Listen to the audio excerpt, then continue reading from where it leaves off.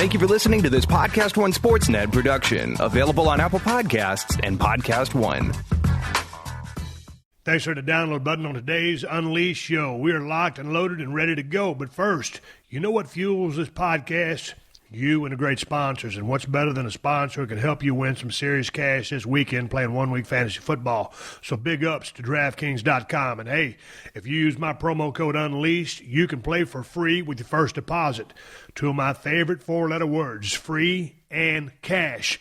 Playing one-week fantasy football means you ain't stuck with the same lineup week after week. And it means if you think that Steelers quarterback Ben Roethlisberger is going to look and play more like his old self, then pick him up at DraftKings.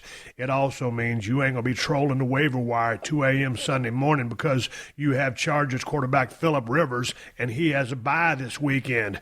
At DraftKings.com/unleashed, all you got to worry about is how you're going to spend all that cold, hard cash you win. And this is a good weekend to give DraftKings.com/unleashed a try because they're hosting another huge fantasy contest with over $100,000 in total prizes up for grabs. So get to DraftKings.com now and choose your players for this weekend's contest. And if you use my promo code UNLEASHED, you can play for free with your first deposit. That's promo code UNLEASHED to play for free for your share of over $100,000 in total prizes this weekend, only at DraftKings.com. Eligibility restrictions may apply. See website for details. The following program is a PodcastOne.com production. He started in a small town in Texas. Worked his ass off to become one of the most famous wrestlers of all time. We're going to take care of business tonight, and that's the bottom line. And now he's dominating the world of on-demand audio. And he's doing it for the working man. This is a damn good outlet for me to spew the bullshit off my brain. Yeah! This is the Steve Austin Show. Unleashed.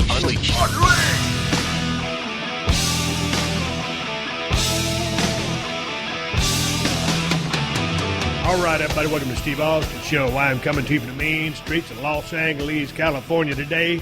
I'm sitting here in my office at 316 Gimmick Street. Boy, I tell you what, for the last few podcasts, y'all been hearing me talk about getting down to Texas, and you've been hearing about my remodel here at 316 Gimmick Street, putting in new floors and all that bullshit. I tell you what, I got up this morning and got the mattress off our bed that we sleep on, broke that thing down, and got everything else that was here in the house and put it inside the pod. I've got 3 pieces of furniture, my couch, my love seat, and just my regular chair, and a television set in the living room. And other than that, this house is completely empty. Other than the fact that I'm sitting at my little table here in my office and I have 2 chairs. I'm sitting in one of the chairs. Hershey the Wonder Dog is sleeping behind me. And here in a couple of hours, WWE Smackdown Women's Champion Becky Lynch will be joining me here on the podcast. I'm looking forward to talking to this fiery young lady from Ireland. She's a hell of a professional wrestler, sports entertainer, and she's doing some business out here in Los Angeles, and we hooked up. She's stopping by, and we're going to open up a can. And I told Becky, I said, you might have to carry me on this podcast because I've been so busy doing all this stuff, my ADR, my moving, and all this other bullshit. You might have to call a couple high spots and carry me through this thing. And she said, no problem. I said, hey, it's going to be a couple of vets doing business in a squared circle.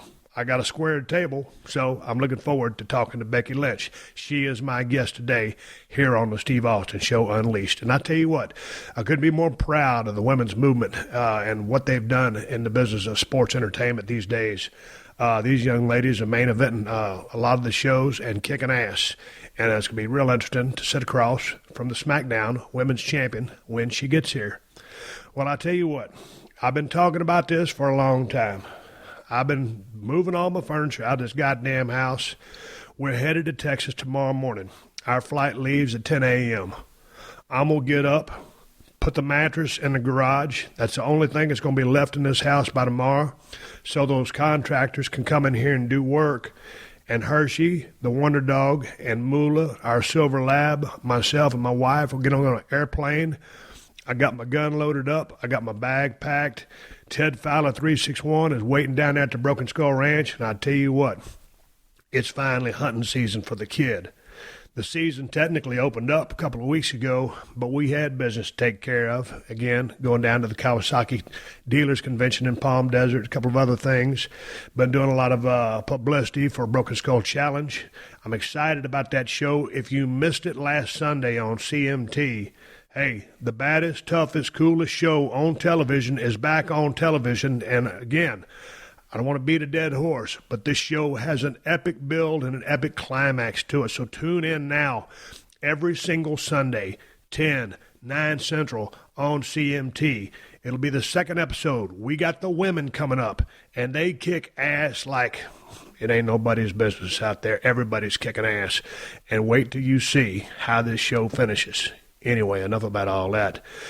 I tell you what.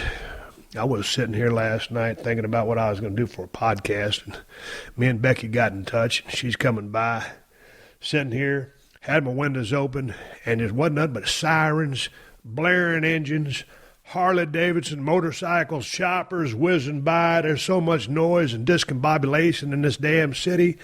I can hardly wait to get out there into the peaceful, quiet 2,100 acres of the Broken Skull Ranch, out there with my wife, Ted Fowler 361, just getting out there and being in the woods and watching deer and watching coyotes and bobcats and riding my tractor, listening to the 3 and 20 band, George Strait, all my country music favorites while we're out there mowing down the Broken Skull Ranch, getting out there on the Kawasaki Mule with my wife Kristen and Teddy in the back seat, making a lap with our binoculars, drinking a Broken Skull Ranch margarita.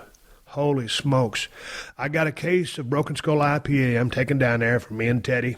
I'm going to take a little bit of whiskey, going to get some tequila going down there, and then we're just going to kick it into overdrive and then start hitting the weights and clean the place up. But I tell you what, I'm looking forward to talking to Becky Lynch today.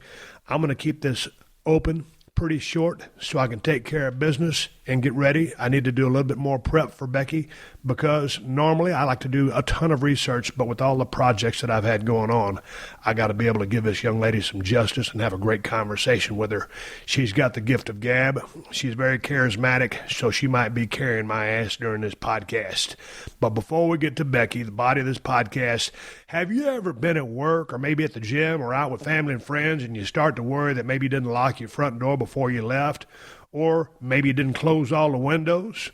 Are you worried that you left your house wide open to any thief who wanted to come in and steal your stuff? If you've ever asked yourself any of those questions, then you need Simply Safe Home Security. They got an arsenal of sensors to protect your entire home and keep your family safe. And here's the best part. You don't have to sign a long-term contract. There are no hidden fees, and they won't gouge you on the price. You can get Simply Safe Home Protection for just $14.99 a month. Simply Safe is wireless and portable with a cellular connection built in. You get professional monitoring with police dispatch so your home really is safe around the clock. And man, it's easy to install and even easier to use. Y'all know about my battles with technology, and even I can install and use Simply Safe. That's how easy it is. So protect your home a smart way. Visit simplysafeaustin.com. Go right now, and you'll also get free shipping on your order and a free keychain remote worth $25. It only takes a minute. simplysafeaustin.com. That's simply, S-I-M-P-L-I, safeaustin.com. Do you like scary radio dramas? Tune into Fangoria's Dread Time Stories, fully dramatized horror stories hosted by Malcolm McDowell. Irony is only one small ingredient of these Dread Time Stories. Hear a new episode every other week on the PodcastOne app, iTunes, and PodcastOne.com. Steve Austin, Unleashed. All right, rolling sound here at 316 Gimmick Street. God dang, I got the Smackdown Women's Champion, Becky Lynch, sitting right in front of me. Becky, welcome to the house. Thank you so much. Thank you for having me. Well, what brings you out to Los Angeles? I love the city, and I'm a bit of a gypsy, so I'm always trying to figure out where I want to go, what I want to do next, where my next pit stop is. Every town that we go to, I pretty much say that I could live there. But every time I come out to LA, I ask myself why I'm not living here. Where are you based out of right now? Orlando. How you like Orlando? I like Orlando, and it's okay. So let me take you all the way back. When I was 15, started wrestling. Right, by 18, moved out of home, moved to Canada, to pursue wrestling, dropped out of college.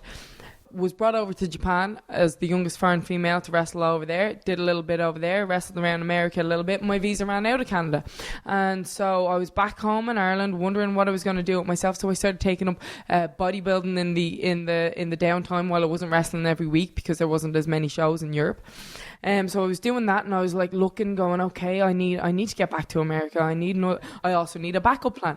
At the time, TNA had a great women's division. So I looked, I said, okay, there's a personal training course where I can get my visa to be over in America, and I can have a backup plan, and I can be around a proper hub.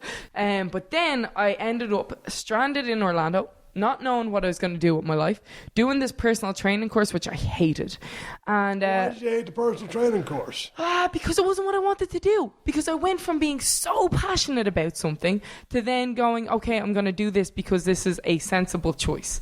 Do you know what I mean? Yeah, sensible. But Jesus Christ, how old were you? You're only 29 now. I can't believe you've been in the business of wrestling for 12 years now. Well, I'd given up for 7 years. Okay. So then I was sitting there and I didn't have any friends over there, and I was why didn't you have any friends over there? I had no way of getting around because I isolated myself. But I mean, you didn't get out. I mean, just didn't go meet people. I didn't want to. I wanted to stay and like focus on my diet because I was like, okay, well, I know that if I focus on my training and focus on my diet, well, that would be my thing. But I didn't want to go out and but I had failed PE, right? You failed PE. I failed PE. I just watched you and Sasha Banks rip the roof off the building off NXT. What was it? Takeover, Stopover. You tapped out. What was it? Unstoppable. Yeah, I mean, it was an awesome match. I talked about it in my close. It's my recommended viewing of the day. So I had failed PE. So how did you fail PE? You're a hell of a damn wrestler. I would just stand there with my... Did you have an attitude problem? Yeah. Oh, absolutely. Tell me about this. So, I just I did what I want, and I didn't want to run. I just showed up, and I didn't want to run. So I'd stand there with my stick in my hand, my hockey stick in my hand, and and I just refused to run. My ma would come into the parent-teacher meetings and just leave in tears. What kind of student were you? At that time, I was average. I was average. When I started wrestling, that focused me, and that put me on the straight and narrow. I ended up doing really well. So did you finish school in Ireland? I finished school in Ireland, and then I went to college. I studied history, politics and philosophy, but I dropped out of that to go off to Canada and become a wrestler. When was this point when you decided, what were you, about 5 or 7 years in, you decided this wasn't for you? I was 3.5 years in. 3.5 years in? 3.5 years in. So what was this epiphany said, this is not what I should be doing? It wasn't as much of an epiphany. It was a struggle, you know. It was, my ma didn't want me wrestling. I'd lost my way. I didn't know, you know, I thought, you know, if I look a certain way, that's what's going to get me in. So that's why I started on bodybuilding, and then I dieted down so much. I was depleted. Every bump hurt like nobody's business because I was just a rake. I was, and I just depleted myself. But I still loved it. But I doubted myself. Well, I was reading about your time on the indie scene. So if you get to the States, or when you go to Canada, when you come to the States, and you're in the indie scene, how is that for a single female? I mean, like. I won't ask you about money now, but what is the pay like on the indie scene for a woman back in the day when you were doing the indie thing? Yeah, you were getting $50 a night, and that was great. Thought I was rich. There was one time when I went over to Japan, and I was getting $100 a night. It was a tour, actually. You hit the big time. I was talking to Natalia about it the other day. We were on the same tour, and this promoter, he saw me. I was 18 at the time. I was this little blonde-haired thing, bright-eyed, bushy-tailed, and he was like, this is going to be my star. And then he was paying me $100 a night. I was like, I have made it. I'm rich.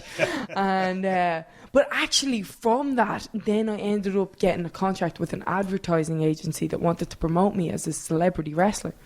And so they actually paid me fairly well, you know, and I remember getting $400 for a match, and that was it. I went to Tennessee a long time ago, and the first time I went out, I was making $15-$20, a night, and then taking long trips, everywhere. I've told this story many times. And then I got a $100 a night guarantee, and that's when I thought I'd really made the big time. So, $100 a night was a lot of money back in the day. I'm looking at you right now. You got this red hair. You just said back in the day you were blonde. What is your true hair color? Brown. Brown? Yeah, brunette. Brunette. Yeah, okay. I get the roots. So how long have you been doing the red hair thing now? That was, so the match you talked about with Sasha, that was my debut of the orange hair. Right. Anyways, yeah, before that I was a little auburnish. Auburnish? Yeah, but I think when I came out in NXT with the orange hair and the steampunk goggles and that whole style, and that was my coming out party. I think that was when people took notice. How long had you been working at the time that you started working at NXT? So I'd given up for 7 years. I hadn't wrestled in 7 years when I came to NXT. Wow. Yeah. So how did you find Finn Balor to train you? Finn Balor trained me when I was 15. How old was he? He's 10 years older than you. No. 8, 7? 21. He was 21. 21. He was 21. And you were 15? I was 15. So tell me about what this wrestling school entailed. Like for us, it was first learning how to take a flat back bump, some tumbling, and then a little bit of chain wrestling, and not a whole lot because this is 1 day a week. Finn, I have so much respect for, and I'm looking forward to him coming back from his shoulder injury. So he's very skilled in the ring. What was his basis for training you? What was the regimen? So when I first started, we just had 6 blue mats on the ground. That was it. And I just come fresh off of watching Tough Enough, where I expected to go in and see these big, giant, muscular lads and this big warehouse, maybe the sign on the thing. And it was just this school hall, St. Andrews down in Bray. And I walked in and there was Finn, and he was, skinny, skinny young lad, but full of charisma and everything like that. And it was nothing but, lads with trying to grow their hair out at that stage, the rocker kids. And we just went in, and we'd warm up, and then that was it. We learned chain, we learned to bump, and that was all we did for the first while on those mats. I remember we'd take power bombs on those little we'd do little matches at the end of the day. Did y'all even have a ring with ropes? Not for the first 3 months. Okay. And then we got that ring, and I couldn't get over it. It was the most amazing thing. So you're only 29, and I read that you grew up being a wrestling fan since you were a kid. So take me back then to what era was that you were watching? So I would watch, with Hulk Hogan and The Ultimate Warrior and everything like that. And I fell out for a couple of years. And then my brother would be watching it in the Attitude Era, and what drew me in was actually Mick Foley, because I just would walk past or whatever, and I might have made fun of him or whatever, and like, that's for kids or whatever I said at the time. And I'd walk past, and Mick Foley would be cutting these promos, and I'd feel real sorry for him, and I'd be like, okay, well, just let me know when Mick's on. And then I started watching that, and then I got hooked, and then I was back in 100%. Who do you travel with? So I used to travel with Charlotte, but then we got separated. So now I'll travel with Alexa. Was that for kayfabe? Yeah. If you really want to know. Well, I mean, it's still, you still got to protect the business to some degree. So I mean, yeah. Where do you train at? Do you like to go to Gold's Gym? I like to go CrossFit Gym, CrossFit Paradiso. Really? Yeah. So what do you do for your workouts? So I have a guy out in LA actually, and he does up all my workout plans. So I will usually go in, I'll do some sort of a warm-up, some sort of heavy lift for a while, and then do some sort of CrossFit workout of the day that will have you questioning your life, and then another less intense one after that. So it's about an hour. So how's your cardio? Cardio is pretty decent. You don't blow up, do you? Try not to. Okay, you're 29 years old. You've been wrestling 12 years. I looked at a little bit of your medical history. Well, a 7-year gap. 7-year gap. Okay, sorry about that. A couple of broke ankles. Mm-hmm. And what was this deal with this nerve damage in your neck? So that was my way out. when I was 19. Tell you the truth, I got a girl landed on my head. My eye busted open. I got a little bit disorientated, and that was all around the time that I was lost, confused, didn't know what I was going to do with my life. 19 years old, out in the world on my own, and it was just my way to say I can't do this, and I stepped away, and I just hid myself out from the world for a little bit. Okay. So I couldn't face it. Are you truly just a loner? No, I'm not a complete loner. I like having people around, but I really like my own space too. Maybe I am a loner. I mean, I am. I mean, it's like I'm fixing to go down to my ranch, and my wife will be there, my friend will be there. But I mean, if I don't, I love people because I'm in the entertainment business. Yeah. So yeah, I like hanging around people. But if I go down to my ranch, if I go somewhere, if I don't see anybody for 3, 4, 5, 6 weeks, I don't care. I'm fine just being in my own company. Would you describe yourself in that same fashion? Absolutely. I have a limit, and I kind of saw my real name's Rebecca Quinn. I call myself Quinderella sometimes because it comes to a certain stage and I've just got to go, and I've just got to go and I got to be on my own. I just got to be in my own head, and I write a lot. And I feel like I got to go. You keep a journal? Yes, I've kept a journal my entire life, and it's really crazy looking back and seeing all the things that you wanted and all the things that you go through and the way that things come out, and you don't always know why why you're even doing things, but they always I don't know. Are you a glass half full or a glass half empty person? I'm glad I have a glass, but glass half full.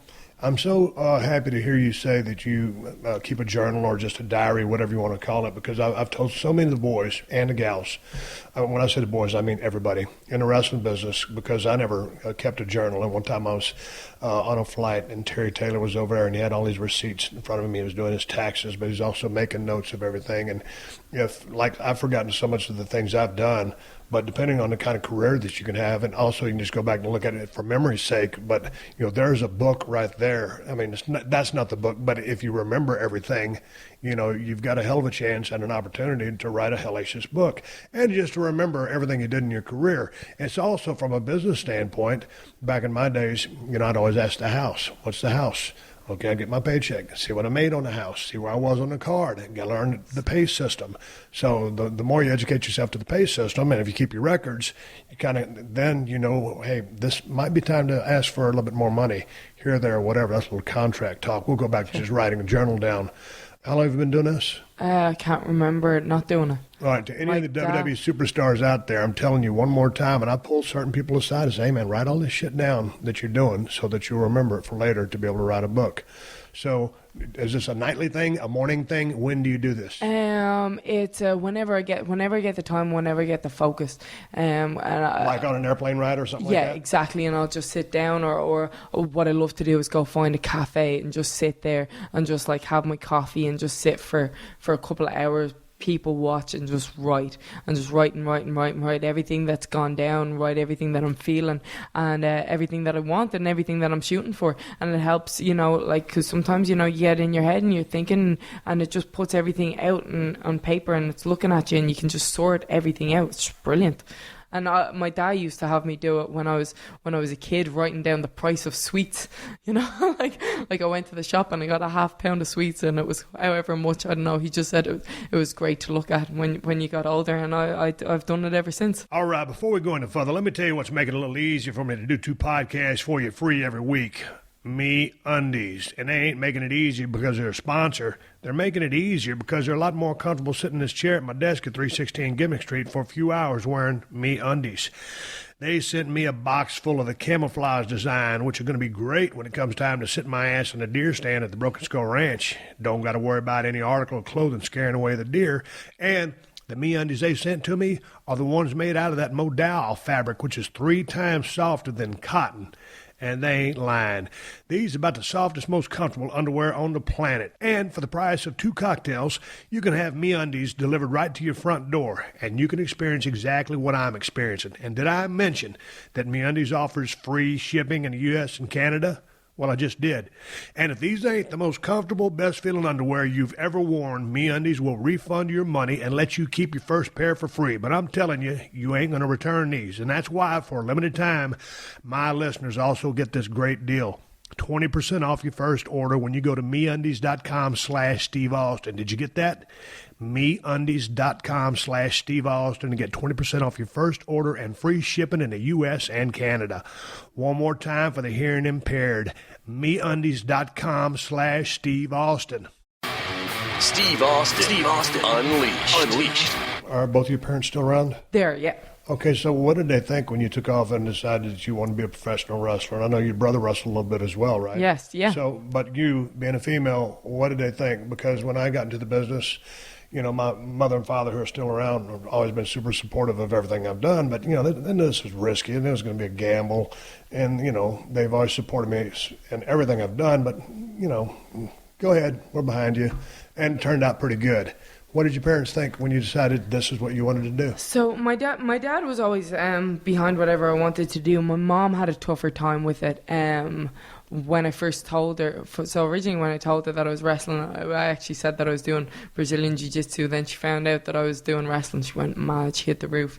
It wasn't something that Why? Because of Brazilian Jiu-Jitsu was just a form of mixed martial arts, and you're not going to be on the road trying to, you know, make a payday in a squared circle? Yes, exactly. More legitimate, maybe? Yeah, exactly. She just thought, you know, it was just a hobby. Yeah. But I guess when it seemed like I was doing something that was going to take over my life, and that was a big thing of me leaving the business in the first place, you know, because I was out there on my own, on my Toblerone, and I was just rambling around the world without a plan. And for any mother, I think you're looking at your 19-year-old daughter who's off in America, who's off in Japan, but with nobody looking after her, and you're like, oh my God, like, stop it, get a job, like, stay here, let me look after you. And that was one of the things when I was on that plane, and at that time I think I decided to quit wrestling, and I was on that plane. I was about to go over to Orlando, and I was in between JFK and the flight to Orlando. I remember calling her being like, Mom, I don't want to go, please, I need to come home, like, just let me come home. I'll get a real job, just I need to come home, I'll do a course in Ireland, blah. And she said no. She's like, you're not coming home. She's like, you've quit too many things, you're gonna see this through. And I think that is absolutely the best thing she could have ever done, because ever since then I've never quit anything without something else to go to. I'll tell you what, when you turned 18 in my house, I mean, you didn't get kicked out, but I mean, that was the official time where you were an adult and it's time to fend for yourself. And so, you know, I remember starting in the wrestling business, and, you know, I was making $15, $20 a night, and it was my birthday. My mom called me. She said, we were trying to send you something for your birthday. What do you want? And we come from a very, you know, middle-income family. And I said, Mom, I'll never ask you for money, but if you could send me $40 for my birthday, I sure would appreciate it, because I didn't have shit. So anyway, I got $40. She sent me two $20 bills, and that got me through about a week. But, you know, with respect to, I wasn't going to quit the business. I didn't have a backup plan. What happened when you got lost along the way? Because you got into some issues with a little alcohol and some other things. That would have been when I was younger. Younger before I started wrestling. A bit of a wild child? A bit of a wild child. Tell me about this. Yeah, I was just... At what age would you say this... Yeah, okay, she'd give me the look. She'd give me the kayfabe look. Okay, you was a wild child. I was a wild child. Let's leave it at that. I was a wild child. So how long were you a wild child? 2 years. Yeah, 2 years. And so just hanging out with friends and doing crazy stuff. Yeah. Concert goer? Are you a music lover? I'm a music lover, yeah. And Tell me about this. Yeah. Oh, so there was a place in all the rock kids would hang out in Temple Bar. That was back in Dublin, and they had like a music centre, and you'd go to gigs every Saturday. And so what was the music scene? What kind of music do you like? Rock, yeah. Okay. I'm a big rock fan. Like I'm old, okay, but I'm a hair metal guy. I think that's it's almost like the Attitude Era. I don't think the Attitude Era. The wrestlers have always had attitude. Rock and roll people have always had hair, but I'm big into the hair bands and just hard rock. So would you be an extreme metalhead or? More of a grunge head, I'd say. You know, like Pearl Jam would be my favorite band. Man, I dig Pearl Jam, but I was more of an Alice in Chains guy. I love Alice in Chains. Yeah. Love Alice in Chains. What's your favorite song? Ooh, Well, from them, Jesus Christ, God dang, sitting in an angry chair. I can't think of the one right now, but have you ever heard of Mad Season? Oh. That was some of the members from, I think it was Lane Staley was a lead singer. He's dead now. But I think it was one or two members from Pearl Jam. And anyway, Mad Season, you got to check that out because it's totally in a different vibe than what they were collectively as individual bands. So anyway, enough about that. Pearl Jam, I just saw them live for the first time. How were they? In Finley. Oh, amazing. Played for 3 hours, like better live. Even better live than listening to them. Just, Eddie Vedder has just got so much soul in his voice. Amazing. Well, he can sing his ass off. The kid's got a little talent. If he sticks with it, he might make it. What do you watch on TV? Do you watch TV? Don't watch a lot of TV, no. Do you watch yourself on TV? Do you break down your performance? I like seeing yourself wrestle. I hate watching myself wrestle. It's hard. It's hard. I can watch myself talk all day long. Yeah. I can watch that. Can watch any backstage things, anything that I do where I'm talking. When I see myself wrestling, it's hard for me. Tell me about your first match, because Finn trained you. Yeah. The other guys help out train you. So you go out for your first match. Were you just a ball of nerves? Yeah. Were you, or were you just one of those people that was born to be in front of a crowd? Ball of nerves. I feel like I've always had a way with the crowd, though, a connection with them, but that's never stopped me from being nervous before. I've never. I think there was 2 matches in my entire career where I haven't been nervous, and they were the worst matches of my life. So I always think anytime I'm not nervous, I'm nervous. How long did it take before you thought that, hey, you know what, I'm pretty good at this? So I remember the exact moment, the exact spot, and I had just tagged with my brother and I was heel. I hadn't played heel before, and I was 17. I was sitting in this little school hall in Kildare. It was a mixed tag match, and I came back and I was sitting down, and I remember exactly where I was sitting, and he was sitting just opposite me, and I go, Richie, think I can do this for the rest of my life? And that's when you... And that's when I was like, okay, I've got something here. And before that, because before that, it seemed like too much of a dream. You know what I mean? It was just a pipe dream, because I didn't have anybody that I looked at that was from Ireland that was over there, and I'd look at his on TV every Saturday morning, and that just seemed so far beyond my reach. How did you end up in NXT? Did they call you? Did you call them? I called them. So what'd you say? At the time, I just graduated college. From acting college, I was working as a stunt woman on the Vikings, and I hadn't any stunt experience, but I was like, I was a good wrestler. So let me go down to a school and work on some stuff, and that will help me with coordinating fights and everything. So I went down. I was talking to my friend Joe, who actually was signed to NXT at the time, and he looked at my footwork, and then we talked about promos later, and I told him about how I used to, practice promos, and I'd talk like to myself on bike rides and this, that, and whatever, cutting promos just to myself all the time. And he was like, have you ever gone for a tryout? And I said, no. And he goes, would you?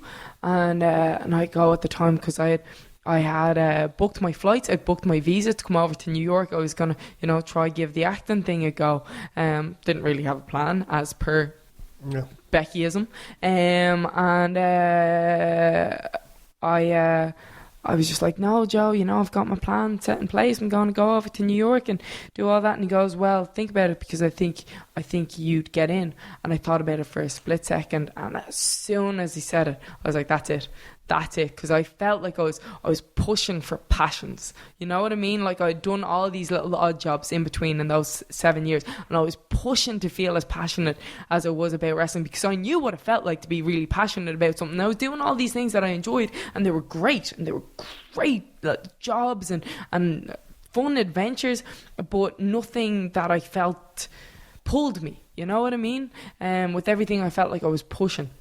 And as soon as he said that, I was like, yeah, that's it. And there wasn't not one doubt in my mind that I was going to get signed. Okay, so you go there. What happens? So I had my tryout. Robbie Brookside and William Regal and JR were there, and Jerry Briscoe and Norman Smiley was there as well. And I remember just going through all the drills and everything. And like, any time I got tired, I was just a little bit of an embarrassing thing. I'd sing, "Lose Yourself" by Eminem in my head, and I just knew that I'd get in. I knew that was what I was meant to do. So I absolutely knew it. Hey, good job, kid. You're part of the team. More or less, they saw the love that I had for it, and they asked me to cut. So they had me cut. I did well on all my drills and everything like that, and then they asked me to cut promos, and I was like, yeah. In the back. You've been practicing on cutting promos. Yeah, and then like with the acting background and everything like that just helped me. And then how much did the acting help you? A lot, I think. Do you prefer working heel or baby? At the moment, I like working baby. I'm excited for when I turn heel eventually, though, because I think when it's time, when it's organic. Yes. I did my flip, at 17, with The Rock, and I wanted to turn heel just because I always preferred working heel, and didn't go my way. So anyway, yeah, when it's time. Yes. Tell me when I was on the Indies, never worked baby, hated it. Really? Always worked heel. Yeah. So it's weird for me that I came here and was a baby. That's a big difference. Yeah. But I just find there's more of a comfort zone working heel. Because you can trip, you can fall, you can have egg on your face, you can screw up. No, you don't necessarily want to. Yeah. But as a baby face, you don't really, you can't. You have to stand for something. Tell me about your connection with the crowd. You said early on you connected with the crowd. Why do you think you were able to do that way back then? Because you've really connected now. Yeah. Explain the connection with the crowd, because a lot of people don't get that. One of the things that I loved about your match with Sasha at the pay-per-view we just mentioned was that y'all worked in the ring and you didn't pander to the crowd. You weren't begging people to tune into the match or, yeah, this is the part where you cheer me. It was a straight-up badass wrestling match. Why do you think you connect to the crowd? What do the people see in Becky Lynch that they like? I think it's that energy, I don't think it's anything tangible, but I think it's a passion, or I feel like they because I feel like they're very protective over me, as well, which is another thing. I hear a lot of people talk about how they get a lot of negativity in their social media and everything like that. I can't say, thankfully, that I get much of that. They're very protective, and I think it's just an energy. They know that I'm passionate about this. They know that I've worked hard for this, and I think it's a genuineness. They can sense that or something. They can sense that it's real, because people pick up on that stuff, and they might not know why they like something or why they don't, but I feel like they go through the struggles with me, and they pick up on that, but they know that I can see it at the end of the tunnel, and they can too, and they join me on that journey, and a lot of the time I feel like it's real, you know what I mean? I try to bring a sense of reality into it. Thank you. It has to be real. Yeah. The business is a work, but as real as you can make it be, out there as Stone Cold Steve Austin, I believed 110% every single thing I said and did, and I see a lot of that in you, and I see that in a lot of the women. I mean, it's been amazing to see the progression of what women's wrestling has become over just the last couple of years, and I'm a big fan. I go way back. Well, I was a fan of Glow, and I've just been a fan of women's wrestling in general. But just the way it's progressed has been astounding in the last few years. What did you think when you finally became a champion, the women's Smackdown champion here recently? It was just the culmination of everything that I'd worked for since I was 15 years old and everything that I wanted to do. But that's where now things get hard.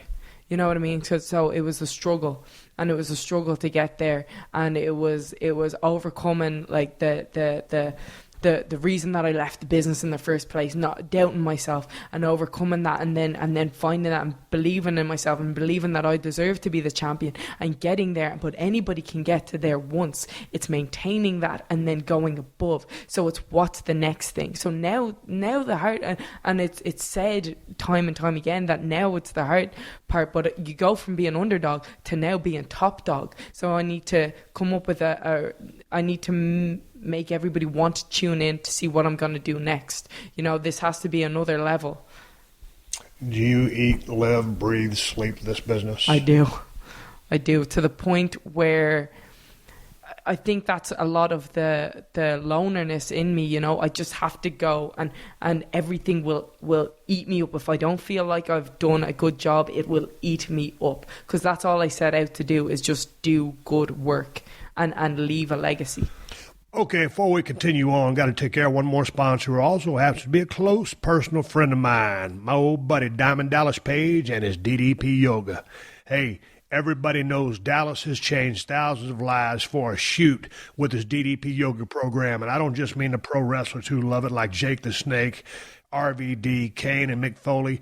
I mean all the people all over the globe who just want to live a healthier life, and DDP Yoga can do that for you too. And believe me when I say Dallas has made it real easy for you to get on the program.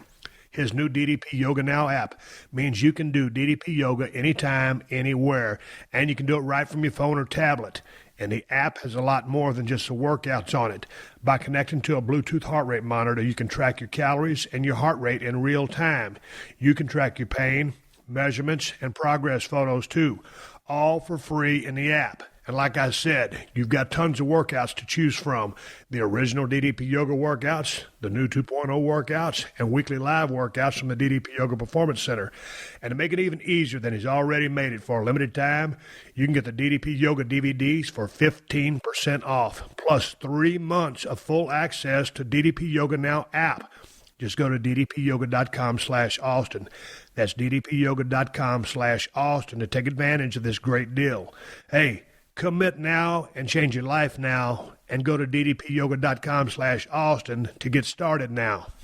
What were you thinking the night that Sasha Banks beat you? I guess it was a bank statement that you tapped out to? Yes. Okay. Because she left, she took her belt, and she's wonderful, I love her. And she left you in the ring, and those people stood up, and they gave y'all a standing ovation, but they were giving you a standing ovation. And so you lost the match, and you'll hear in the close of my show, you picked up that arm, and you played it perfectly, and you didn't want to, but you were in so much pain, and you tapped out, and the timing was perfect. So then she leaves, you're standing there, and the crowd starts chanting your name. And what I say at the close of the podcast is, and you'll hear this, is that's how you, first of all, it was the baddest match, but that's how you lose a match and just get over. You didn't get the belt. That was your goal, to get the belt, but you can get over as much or more in losing a match as you can by winning a match, depending on how you did it.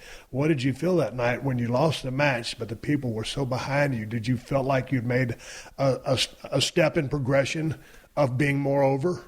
No. No? No, I don't think. One thing I was just waiting for you to do, because you didn't signal to them, but man, they were chanting your name, and I knew you were selling that arm because y'all both work your arm. It's great arm drags in there. So you're selling the pain, but man, the way they wanted you to let them in a little bit more, and if you'd have just held up that arm and acknowledged them, I think it'd blown the roof off the place. Ah. That's just me being an armchair quarterback.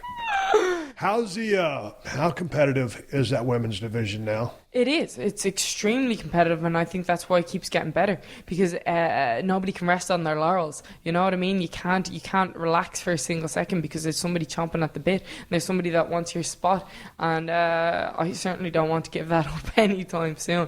And you just always want to be the best that you can be. And with everybody being so good at the moment, and everybody constantly stepping up their game, you can't get left behind. You can't relax for a single second.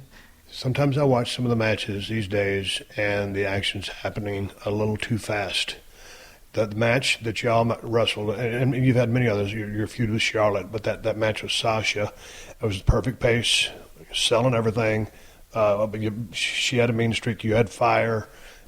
Do you see what I see sometimes when things are happening too fast in the ring, for people who actually register and know what's going on? Yes. Are you cognizant of that? Yes, yeah, and I can be a bit of a speed demon as well. But I also think that sometimes what's what can happen is that we worry too much about making everything too amazing, when sometimes it just needs to be a simple story that people can understand. It doesn't, like you didn't do like crazy moonsaults, this, that, and whatever. Yeah, well, me too. Y'all are much better athletes than I was. But case in point, also going back to the Brooklyn NXT match that Sasha had with Bayley when she tore the bandage off Bayley's arm.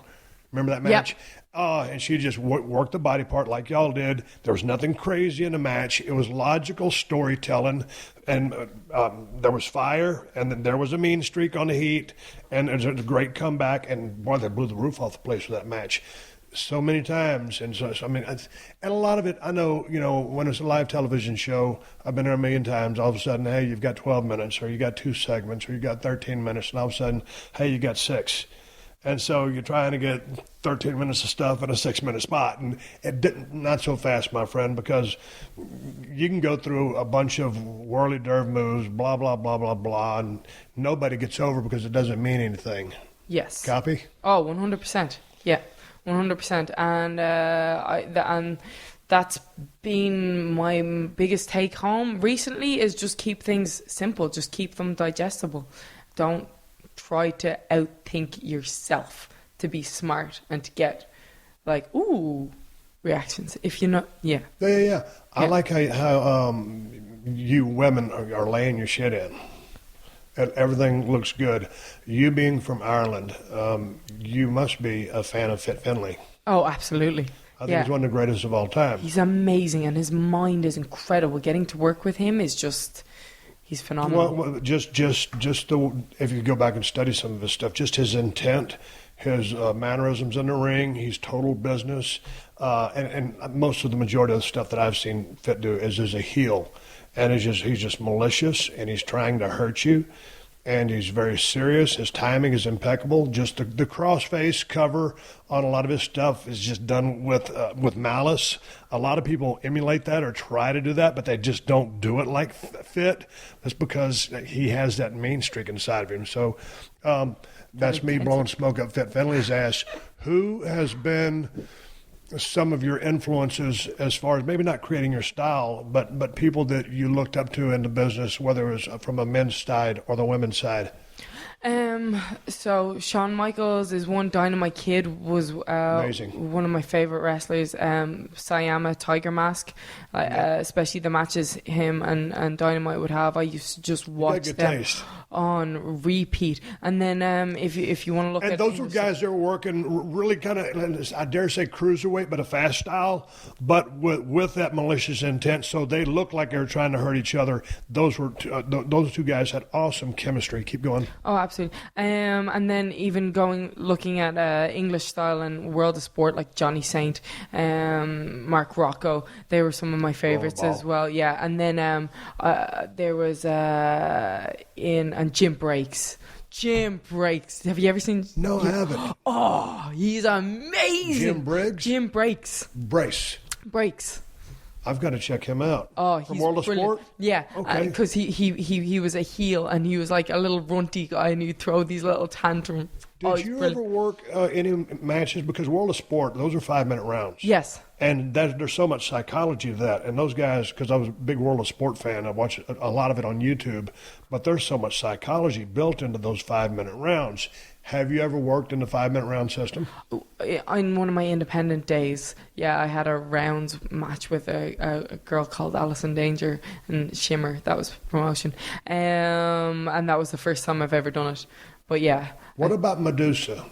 Any influence? Alundra Blaze in WWE? Danger? No, it was Daisy Hayes. Medusa, yes. I didn't get into her until my older years. Well, when I was actually wrestling. She was more back in my day, and I always thought. I mean, she was over with all the boys because she was tough as nails and she could work her ass off. And she was phenomenal in Japan as well. On the female side of the current roster, it seems like everybody on that. Damn near everybody has chemistry. Is there anybody in the lineup now that you think, hey, they got it going on pretty good? Oh, that's coming up through NXT? I think Peyton Royce and Billie Kay are two girls they're really good, and only scratched the surface with those two. And then Asuka is phenomenal. I got to wrestle with her in Japan. She was excellent. Hey, do you like tag team wrestling, or are you a singles girl? Singles.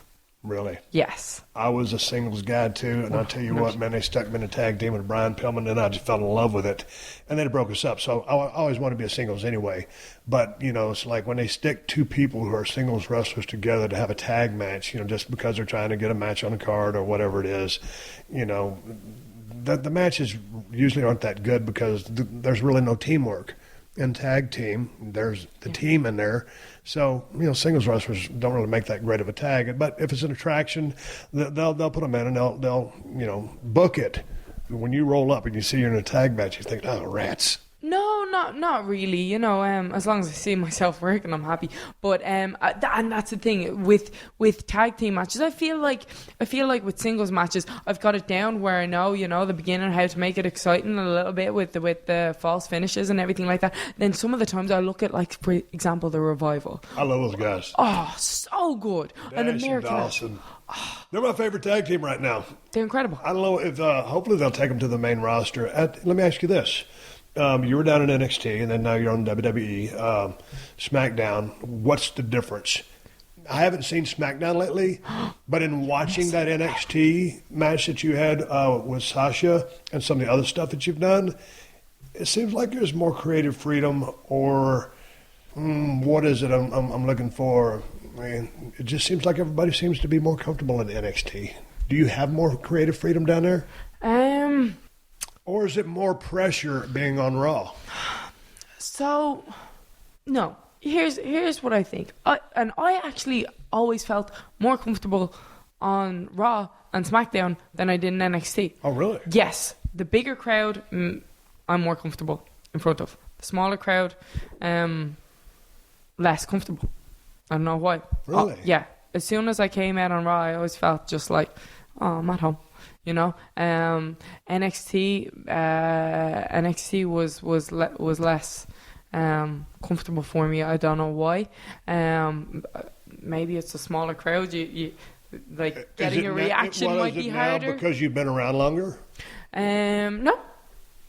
I just always like. I feel like it's easier with a bigger crowd. I don't know why that is, but I feel like it is. But as far as NXT goes, so you're always because you're training there 6 days a week or 5 days a week. You're doing your shows 3 nights a week. And then we've got tapings once a month. You know, so there's more material. Your mind is constantly going and constantly learning new things. So you're constantly thinking. Sometimes with the weekly show, you've got to get it done. You've got a story to go to, and you have to think right there on the spot. With NXT, you've got longer time to think about it, work on different things, and maybe that's why. I don't know. What's your road schedule right now? How often are you wrestling? So Friday, Saturday, Sunday, Monday, and then Tuesday. Or sorry, Saturday, Sunday, Monday, Tuesday. So about 4 matches a week. Yes. And you're based out of Orlando. Yes. So you quit wrestling once because you didn't think it was for you, but now obviously I can see the passion in you when you work, and just sitting across the ring the table from you. You must love living on the road. I love it. Yeah, because you're a gypsy. I was just saying, I was like, this lifestyle suits me. It really does. When you go home, back in the day, I would just kind of never really unpack a suitcase. Maybe it's different for women, but just being a guy, I'm always I'd wear the same shit all the time. And I was in a different town, so, if I was wearing the same stuff, since I'm in a different town, nobody knows what I'm wearing. It was all multiple stuff. It was all clean. But I just, throw my stuff in the washer, put it right back in the suitcase, and boom, get ready to go back out. Do you do that? Or are you a fashionista and you change your wardrobe out? No, I wish I was, but no. But yeah, with social media, you kind of have to change it a little bit. But no, I'm a little bit like that. So I'll try and mix it up a little bit, but a lot of the time it's just in, out, boom. Okay, y'all know that I don't do any podcasts without taking Alpha Brain first. So thanks to Onnit, the fine folks who make Alpha Brain and who also make emulsified MCT-ol. I know you guys are hearing a lot about MCT-ol these days, and for good reason. It's one of the fastest sources for clean fuel for the body and the brain. It's one of the best ways to power up your performance or kickstart a weight management program too. And the secret behind MCT-oil is the medium-chain triglycerides. These beneficial fats support a healthy brain and provide a vital source of energy. And of course, no one is doing emulsified MCT-oil like Onnit. It comes in 3 great flavors: coconut, vanilla, and strawberry. And here's the best part. It mixes easily into your morning coffee or afternoon iced tea without using a blender. Stir it in with a spoon and you're good to go. So there's no mess, no cleanup, and that means Onnit's emulsified MCT oil is a no-brainer. You can also mix it into your oatmeal or yogurt. And right now, if you go to Onnit.com/Steve, you can get Onnit's emulsified MCT oil for 12% off. And because it's Onnit, if you don't like it for any reason, you can get all your money back, no questions asked. So you ain't got nothing to lose. Go get yourself some emulsified MCT oil at Onnit.com/Steve and take advantage of the 12% off. That's ONNIT.com/Steve. If you're in the market for a car, then you need to check out TrueCar.com and the TrueCar app. TrueCar makes car buying easy, no matter if you're looking for a brand new or a used vehicle. There are over 500,000 pre-owned vehicles available from TrueCar certified dealers nationwide, and there are over 11,000 TrueCar certified dealers.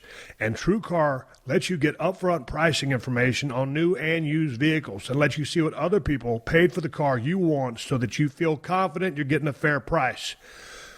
With TrueCar and their TrueCar pricing curve, you see what other people paid for the car and you lock in your guaranteed savings. Then you can connect with the local certified dealer of your choosing, take them your TrueCar guaranteed savings certificate, and make your car buying experience quick and easy. Over 2 million cars have been sold to TrueCar users by the TrueCar certified dealer network. And TrueCar users save an average of over $3,000 off MSRP. So when you're ready to buy a new or used car, visit TrueCar.com or download the TrueCar app to enjoy a better car buying experience.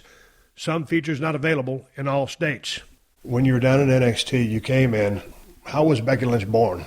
And how would you describe yourself? Okay, I say Stone Cold, crazy, hell-raising redneck, anti-authority, Undertaker, the Dead Man, Rock, the most electrifying man in sports entertainment, Becky Lynch. Fiery, stands up for what's right, full of integrity, not to be messed with. Not to be messed with. Full of charm, full of harm, and ready to break your arm. God dang, I like that. Have you used that in a promo yet?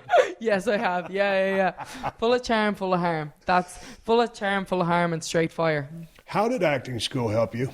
It taught me how to play in a truthful way and find the truth in everything. And I did clown as well. And I actually did my thesis on how clown work helps with bringing out a truthful performance. So I think that was it. You know, like for example, you look at a little kid and they're playing, right? And they're playing doctors and nurses. That kid believes it's a doctor. And it believes it's a nurse or whatever it is, you know what I mean? And they believe that they've got to save the patient because their life is in their hands, and they really believe it. And I think when we get older, and sometimes we kind of lose that, and also some people are afraid to make an ass out of themselves. You know what I mean? I've fallen flat on my face more times than I care to remember, but you just kind of get up and you get on with it, and those kids are the exact same way. I think when you get older, you get a little bit more self-conscious. I think acting school helps rid you of those things. Here's my take on I never went to acting school, but sometimes I see people acting like professional wrestlers rather than being a professional wrestler, and there's a big difference. Because the difference is putting asses in seats and having people believe in you. And for me, because my whole life, when I started watching pro wrestling about 7 or 8 in South Texas, you know, I knew that that's what I wanted to do. And so I'll go to wrestling school, and, you know, I don't know what you were thinking. I never had any big intention of being a gigantic star or nothing like that. I just wanted to be a pro wrestler. But I was one, and so I never had to pretend. But to this day, in going back to when I was in the business, you know, watching guys pretend to be a wrestler and other guys that were, there's a difference. Do you understand what I'm saying? Absolutely, yeah. And that's a big part of the connection factor that we were talking about a long time ago. You know, if you're convicted, you know, hey, man, when someone buys a ticket, they're in, okay? Yeah. They're in for the ride, and they want to believe. So for me, like I told you a while ago, man, when I'm out there, everything's real. Yeah. And so I'm not pretending, I'm being. And when I leave, or in life, what do you do? Well, are you one of those pro wrestlers or sports entertainer or whatever these days? I lived it, breathed it, ate it every single day. Yeah, and absolutely. And I think as well, when you go out and you talk on the mic, sometimes people try to perform what it is, perform the words. No, you just talk. How we're talking. That's how people talk. And I think that sometimes happens where people just try to overperform or put too much into it. Some people overperform, but also some people want to, and this is not an indictment on the system, but sometimes it's almost like people want to just to be these perfect orators. They want to speak well. I owe everybody a beer. If you listen to the podcast, hear my computer, my phone go off, I just owe everybody a beer. Becky, I owe you a beer. Some people just want to go out there and be the perfect speaker. Sometimes it's not being the perfect speaker and saying all the right things is what's going to put asses in seats. It's if you get screwed out of your Smackdown title, you come back with piss and vinegar and you're mad and you're angry, or someone did this to you or whatever. There's anger, or sometimes there's happiness, or there's a little somber time, or there's it's attitudinal and not necessarily going back to attitude era, or I've got to have a bad attitude to come off like a badass. It's a range of emotions, and highs and lows, and how you speak, and sometimes it's rhythm and cadence within a promo, and how you rope people in to believe, and also you have to be convicted in your cause as well. But it's not about going out there and just saying a bunch of words. It's believing in them. Absolutely, and the other thing is that we're not just one thing, you know what I mean? We're not just going out there and just being pissed all the time, or we're not going out there being happy all the time. Like, we are everything. I am not just always going to be like happy-go-lucky Becky. Right. Sometimes I'm going to go out and I'm going to be pissed because somebody drew a freaking spray paint yellow streak down my back, so I'm going to be pissed. So I'm not going to go out there all smiles and look at me, I'm happy, you know what I mean? But another time I just won the championship, I'm delighted with life, you know. So it is. Or somebody kicked my dog, I'm really sad about it, you know. It's all those things that you just have to remember we're people. Oh, but another beer. Becky, I apologize for my unprofessionalism. You know, this is the podcast, an award-winning podcast, which ain't never won a goddamn award. I watch my language because I have a lady sitting in front of me. Life on the road, life in the ring, perfection. What do you do when you blow a high spot in the ring? When I blow a high spot in the ring? Just keep going? Just keep going. That's all you can do. Grab a hold. Grab a hold and talk. Yeah, sometimes the crowd will pick up on it, but if you don't sell it, a lot of times they won't see it, or they'll just think it was part of the match or it's supposed to go down that way. Yeah. There was many times I've blown a couple of high spots. I always hit that Luthez press, but normally the other person was in motion and I would jump up. Well, one time I was working with Triple H and he was in motion, or I was just standing there, whatever. I just jumped up in his arms and he grabbed me and he was holding me. I was like a big ass teddy bear, and I was like, God dang it. And he fell backwards finally, and I started beating the shit out of him. I was like, God dang it, God dang it, God dang it. And he was down there laughing his ass off. With respect to having your match down, you pretty much mistake free all the time? No, I make mistakes. I think everybody makes mistakes. Try not to. What's your thought process? Try to remove as much room for error as possible, but and getting ready for a match, you go out there, you do your thing, your signature stuff, you pull the goggles up, you slide in the ring. I used to watch Jake the Snake Roberts, and he would be back there smoking a cigarette. He'd put the cigarette out with his foot, pick up his snake, throw it on the bag, and walk to the ring. Me, I'd pour a bottle of water on me just to get the ashes off because I'm like an albino. I'd go like this with my shoulders a few times to loosen up. I didn't have to get into character. I didn't have to spin myself up. I didn't have to turn myself up to a level. When the glass broke, I was ready. What does Becky Lynch do to prep for a match, or just to go out and cut a promo? Same. I'll just kind of pace back and forth in the back. I don't have a warm-up routine. Most of the time I just warm up on my way down to the ring, you know, because I'm running, I'm full energy, I'm all hyped.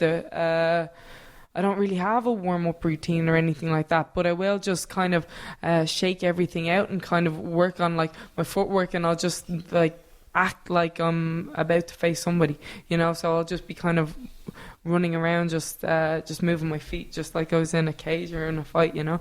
And that's what I do, and then I go out. Do you do go any over. stretching? Are you? Because that one deal, it was a great hold. Sasha put you in. You had the one arm back behind you, the other arm straight, and then she was standing on the arm.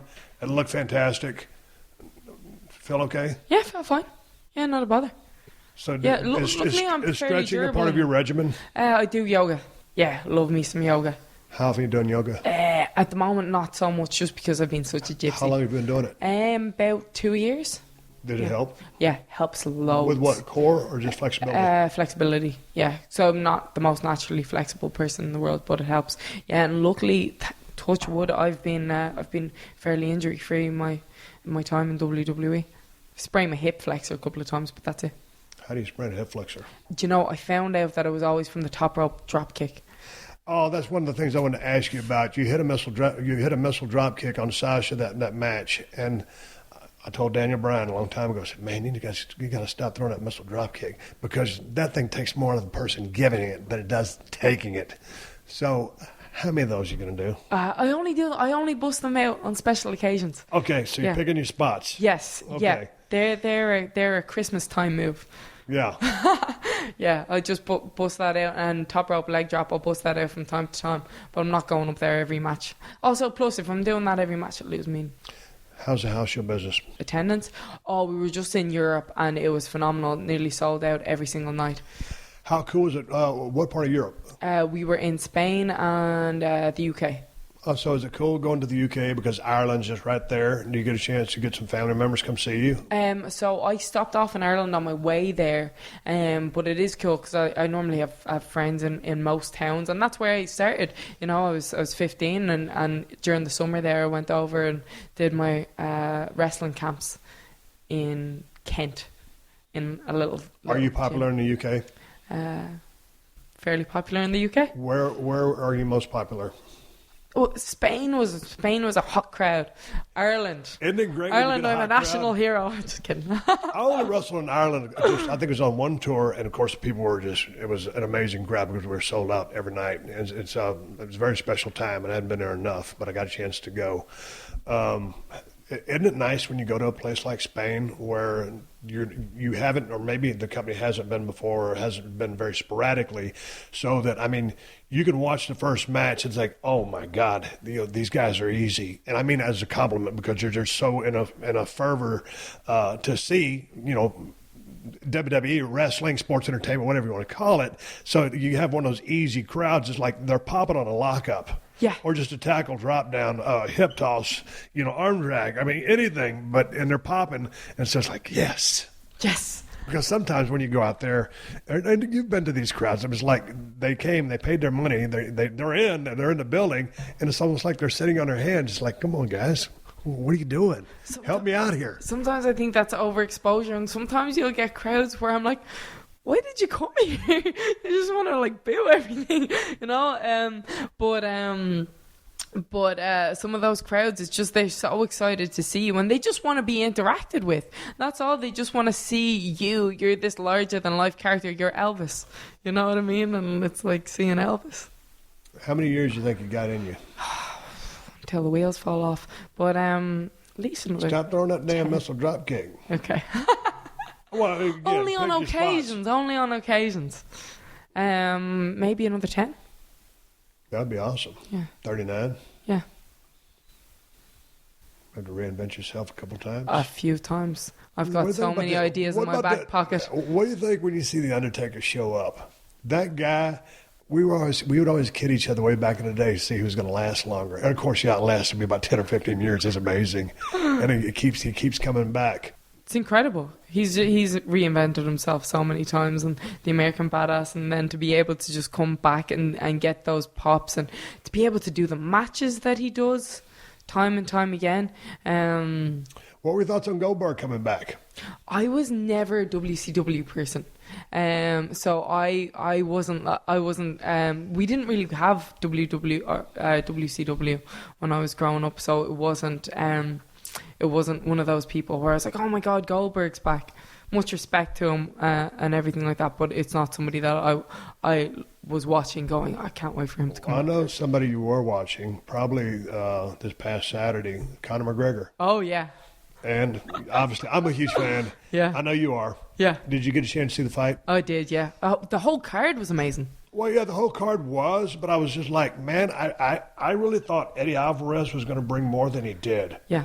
And Conor looked so much bigger than him. Yes, and his reach was so much longer. It was like watching two people in different weight class, I thought. So are you an MMA fan to begin with? Oh, huge MMA fan. How long have you been watching? Yeah, probably... When did I was watching it with Tito Ortiz and Randy Couture and everything like that. Yeah, a long time. So what do you think about Ronda Rousey coming back to fight Amanda Nunes, who, as you've seen, is she's a badass, good hands. Her ground game is going to be good with the jiu-jitsu background, and I think her hands are going to be so good. You know, it was like Holly Holm was almost unspectacular in all of her victories until she got in the ring with Ronda, and she looked like a superstar. Yeah. And then she got beat. She's been 0-2 or 3, whatever it's been since the Ronda Rousey fight. But so what do you think about Ronda being out a year but coming back to face Amanda Nunes, who's pretty dangerous? Nunes is a beast. Yes. Nunes is a beast. I'm a Ronda Rousey fan, but I am too. I'm an MMA fan, but it's a great story. I'm glad she's coming back after a year. She's had some down times. I'm just wondering how she's going to handle, you know, the storm that Amanda Nunes is going to be and what state of mind she's going to be in with, you know, that was a pretty devastating loss and being gone a year. Yeah. It's almost like, you know, I guess they would have octagon rust just like ring rust with respect. I mean, you're still going to have your training camp. And, you know, she's a badass to begin with, but I wonder what she'll change, because I would think, you know, after being defeated by someone with good hands and going to face a year later someone with good hands, you know, what she will do. I think she's going to be working on her striking the entire time, and I think she's had a year to work on it. My money is on Amanda Nunes, though. She is a beast, and I think if she can, and that's the thing. But once Ronda gets somebody down, you know. One thing about Ronda is, you know, what I love about her mean streak. It's a mile wide, and it's 3 feet wide and a mile long. And if she does get her hands on her, I mean, it's like when Misha Tate used to fight her, and almost Misha that one fight just kept running at her, and every time she came, Ronda would throw her down. And so I was like, what are you thinking? So I don't know. It's going to be an interesting story. And that's the thing, because even going back to Conor and Alvarez, Alvarez put up on his Instagram post later that he had a game plan, and he just didn't stick to the game plan. You know, so sometimes I think you can go in there with an idea. You think, in saying that, you think Conor got in his head? Because he did look out of it. I think Conor wins the fight before he gets in the octagon. Yeah. That's the thing with Conor. He's so good at running his mouth. And he's a badass too. He is a badass, and he backs it up. But when you mentally mess somebody's head up, which I agree with you, he does. Yeah.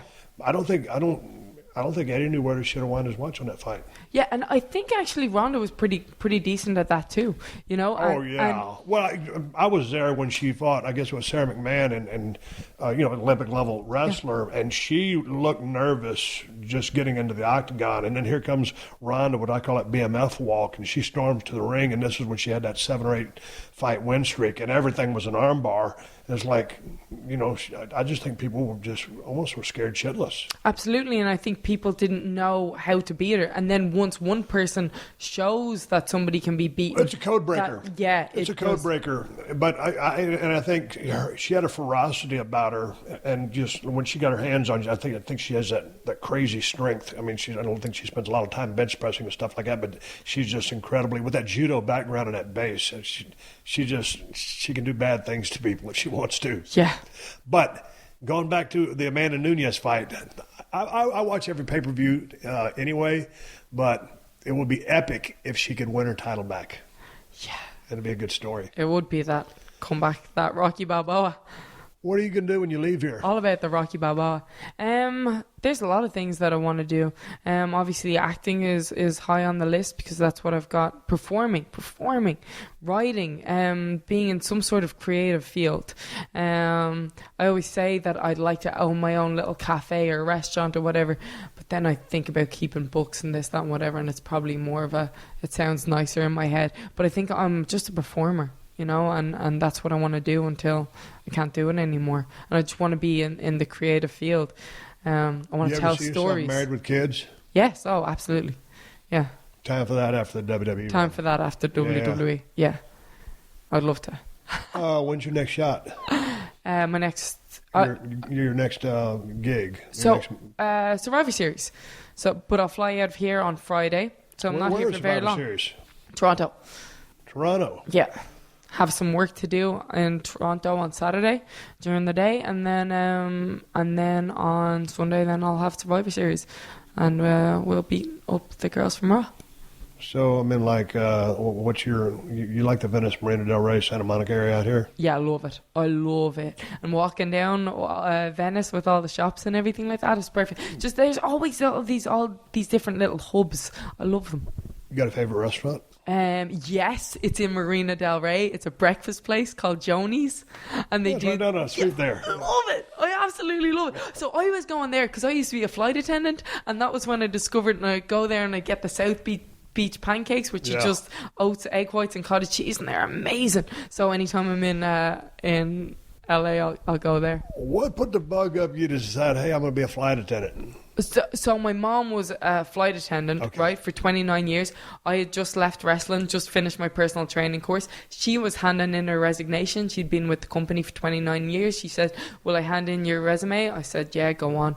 And so she handed it in, and there it was. Answer me this question. What do they teach you flight attendants when you go to the school, academy, whatever it's called, about staying cool, calm, and collected in the face of what could be devastation? So that was one of the questions that I asked. So that they teach you how to handle every scenario, you know what I mean? Which actually made me more scared of flying, because then I realized everything that could go wrong. So before I was like sitting on a plane, I didn't know what could go wrong, you know? Wait, those two motors on each side of the damn wings could quit. Yeah, and that was all. But they always teach you. I'll feel a bump, or I can't hear nothing, but I can hear an engine squeaking or something. And I'm like, man, there's something ain't right. Or the pilot will do this and turn, or he'll hit the brakes. And I'm like, man, something ain't right. They took a turn when they just did a flyby. They were going to land, but they didn't. And then the flight attendants are kayfabing. They're no selling, no expression. And they're staying. So what they tell y'all? Yeah, and that's what there was a period where I went through when I was working as a flight attendant. I was terrified going into work every single morning, and we'd hit turbulence, and turbulence are just like hitting a speed bump in the road. I know that's what they say, but you're in the air. Yes, you are in the air, but it's still just like boom, and you'll find your feet. But I'd sit there, and for a period of time, now I'm fine with it, but I used to be terrified, and like people would look at me, and I'm like smiling, dying on the inside. So, as a flight attendant, do you know like CPR and all that stuff? Yes, because you got to be trained in all that. Yeah, got to be trained in all that, and I think it's training that's stood to me with everything else that I've done, especially with timekeeping, which is so important with this job. But did you ever get a belligerent passenger? You said, hey, sit your ass down? Yes. I remember there was one guy, and it was a flight to Krakow, and he was horrible to me. Wouldn't do. He was sitting in the front row, and I kind of played the damsel in distress role. We were the best of friends by the end of it. Really? Yeah, I think he felt bad. I was extremely nice to him. So the ruder he got, the nicer I was, and I think at the end he just felt so bad that he was like, and we didn't get tips or anything, but he was tipping me, and we were besties. I always get mad when the people say, hey, man, turn off your iPhones, and because we're getting ready to take off, and then there's somebody in there over text on their phone, or then someone else's phone is ringing. I'm like, God damn, you didn't hear the sumbitch say turn your iPhone off? So does that bother you? No, because I actually don't think it makes a difference. I don't think it does either, but I'm like, and sometimes I'm guilty of it myself. I'll just turn my volume off. But if there's some jerk over there and he ain't got his phone off or he's talking on it, and then the flight attendant's up there trying to give a direction, he's talking on the phone, I'm like, man. Oh, that's just rude. About a little respect. Yeah, no, that's rude. No. Now, if people are like talking and everything like that, and they're trying to do their safety demonstration, I think that's just disrespectful. But as far as turning your phone off, I even when I was a flight attendant, I used to leave it on the back. It just eats up your battery. So why'd you get out of being a flight attendant? I hated it. Not that I hated it. But you just got in purely because your mom was one? You said, well, if she did, I'll go ahead and give it a shot. It was, and it was like a good pensionable job.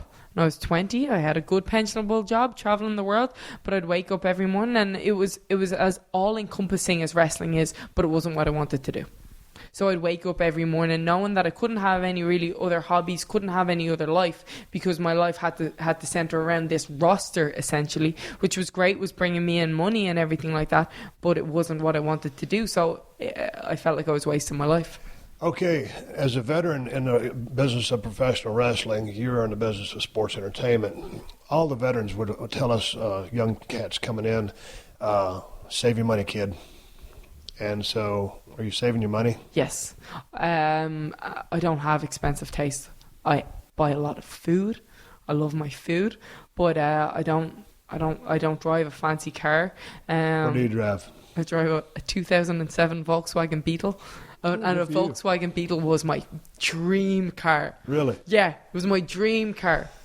So now I have my 2007 Beetle. It's got about 35,000 miles on it. It's grand. Does me. I don't need a fancy car. I don't need anything fancy. I don't need fancy jewellery. I don't need fancy clothes. You know, as long as it looks good, they're clean, they function. To me, it's nothing's really ever about the money or whatever. It's just about, you know, doing good work and making art and having adventures. That's where I'd rather spend my money, is just exploring and that kind of stuff. I'm not into. What's the hardest part about doing what you do, or doing what I used to do? I think it's just always just trying to reinvent yourself and just find a way that you can be unforgettable and be the thing that everybody wants to see. It's staying on top. I think that's the hardest thing, because you always want to be that top dog, and it's always trying to find the way that you can be that. And I think that can be the toughest. So it's not a physical thing, it's not a time thing, it's not a tiredness thing, it's a mental thing where you're just constantly like, how can I be the absolute best? And sometimes that's not always in your hands, because there is a booking committee or writing committee, as is now. Absolutely. But I always think that it is. Do you? I always think it is in your hands. Like, to are a certain you vocal degree. and being, hey, you know, someone's going to drop some booking on you and, hey, we'd like to do this, and, oh, that sounds good. Will you chip in and give your 411 or your opinion? Will you take part or offer ideas or alternatives? Oh, absolutely. Yeah, absolutely. But in a business way. In a business way, yeah, absolutely. You know, and I always try and say yes and, you know, like, yeah. Yes and what if we do this? Yes, and that's good there, but what if we change that word? You know what I mean? And I feel like they're very receptive to that. I feel like so much of it is in your hands.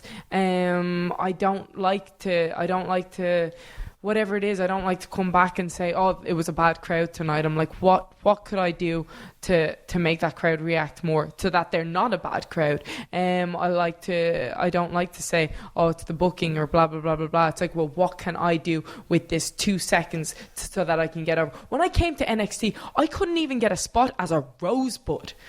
But as soon as I did that, it was like any single opportunity that I could get, then I wanted to make the most out of it. And that, I think, is been the reason that I've gotten that connection with the fans, the reason that I've gotten to be the first SmackDown Women's Champion, and hopefully will continue to carry me on. But sometimes you do have to make chicken salad out of chicken shit. Yeah, absolutely. Yeah, that of course. Goes with the territory. But that's it. It's like, okay, this sucks, but what can we do? You know what I mean? Because complaining and you're still going to have to do it. So you can go out, work your tail off, make the most of it. Exactly. You know what I mean? And sometimes you don't do it the way that you want it to go and whatever, and you fall on your ass. But you just gotta, you know, keep going and keep trying to figure out a better way to do it the next time. You got anything else you want to talk about? I think we've covered my life story from me. Well, I was listening to part of your podcast with Chris Jericho, so I know he covered a lot of stuff. So I said, well, I didn't want to go down the same road, and I knew some of the things that you had talked about, and I read about you, and it was a short prep because it was lucky that we were able to get this podcast done anyway, because I'm leaving for Texas tomorrow.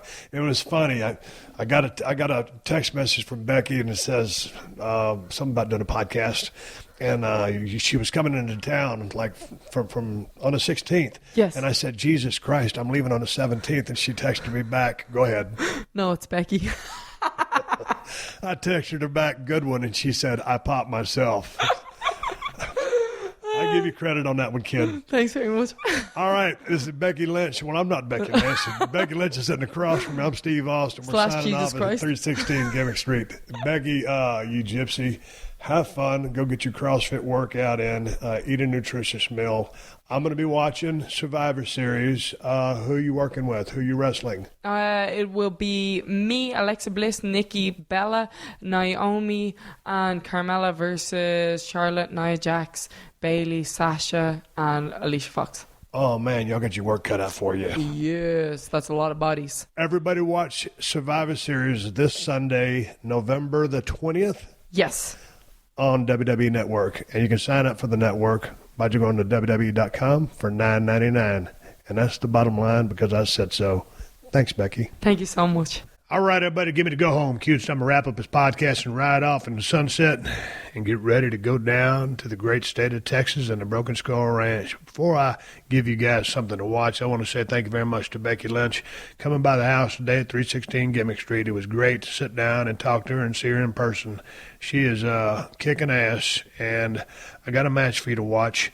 And I got on the internet to find out and try to get one of her best matches. And I think I found a hellacious match. I just got finished watching it on the WWE Network. Maybe you can find it on YouTube if you don't have the network. Anyway, just go to the WWE Network and just type in NXT TakeOver Unstoppable and then find the match. It's about the third or fourth, fifth match in. Sasha Banks versus Becky Lynch for the women's NXT title. And I'll tell you what, you talk about a barn burner of a match. This match goes, give or take, about 18 minutes. Both ladies on fire. Excellent work. No pandering to the crowd. Working body parts. Becky selling her ass off. And then come time to get some heat, Sasha's really vicious. Then Becky in that comeback is vicious on her comeback, laying everything in. And when we go to the finish of the match where Sasha gets the bank statement on Becky Lynch, just her timing on the tap out, the way she raised that arm, she didn't want to tap out, but she was in harm's way. And just, was she going to tap out or was she not? And then she taps out. And it was just a perfect timing. And people think that a tap out or a submission is easy to pull off and that you just tap out. No, it's timing. And the crowd was with her the whole time. And Sasha gets her belt, she gets her win, and she leaves the ring. And she leaves the ring to Becky Lynch. And that crowd gives them a standing ovation, gives Becky a standing ovation. And just the way she executed this match, the way both women worked this match, I'm a big fan of both women. And Sasha Banks is a total package, is a legit boss. She leaves the ring to Becky. And that's how you lose a match and get over in the process. It really reminded me a lot of my match with Bret Hart in WrestleMania 13. The fact that the finish was different. I passed out in a pool of blood.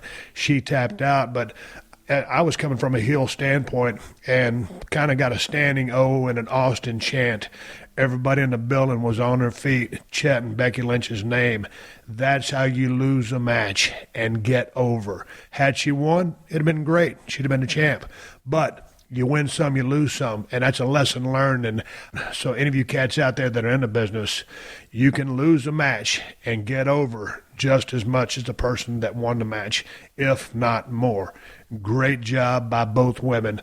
Unstoppable NXT TakeOver, Becky Lynch versus Sasha Banks. I suggest you watch it. Hell of a match by two badass workers.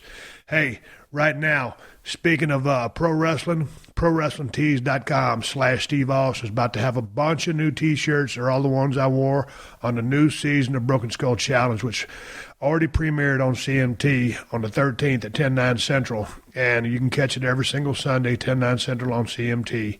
And the best damn IPA on the planet is Broken Skull IPA at El Segundo Brewing Company. I got a case I'm taking down to Texas. In Cali, you can get it at Whole Foods and Total Wines. If you don't, check out InsideTheCellar.com and see if they ship to your state. I appreciate y'all supporting the sponsors of the Steve Austin Podcast. They're the ones that let me do this for you free twice a week. So big thanks to DDPYoga.com. Go to DDPYoga.com/Austin to get 15% off the DDP Yoga program and 3 months of full access to the DDP Yoga Now app. To DraftKings, go to DraftKings.com and use the promo code UNLEASHED to play for free with your first deposit this weekend. To MeUndies, go to MeUndies.com/Steve Austin and get 20% off your first purchase. to Simply Safe. Go to simplysafeaustin.com to get free shipping on your order and a free keychain remote worth $25. To Onnit, go to onnit.com/Steve to get Onnit's emulsified MCT oil for 12% off. And of course, to Amazon, who have been supporting this podcast since day one. And Amazon is the best place to get the Cold Steel Broken Skull knife. Just $75 for the most badass pocket knife on the planet. And if you order the Broken Skull Cold Steel knife through my Amazon links, Amazon will kick back a couple of bucks to the podcast. It doesn't cost you anything extra. There ain't no hidden fees or charges. Just buy whatever you plan on buying and help out the podcast in the process. Help us pay our production costs. And you can find my Amazon links by going to PodcastOne.com, clicking on the Killer Deals button in the top right corner of the page, and then hitting the Steve Austin Show button. I got Amazon links for USA, UK, Canada. So again, just go to PodcastOne.com, click the Killer Deals button on the top right corner, then click on the Steve Austin Show, bookmark it, and you can find it easier. And hey, keep listening. The 60-second AP News headlines are coming up next. Until then, my name is Steve Austin, and I will catch your ass down the road from the great state of Texas at the Broken Skull Ranch, and that's the bottom line, because I said so. Download new episodes of Steve Austin Unleashed every Thursday at PodcastOne.com. That's PodcastOne.com.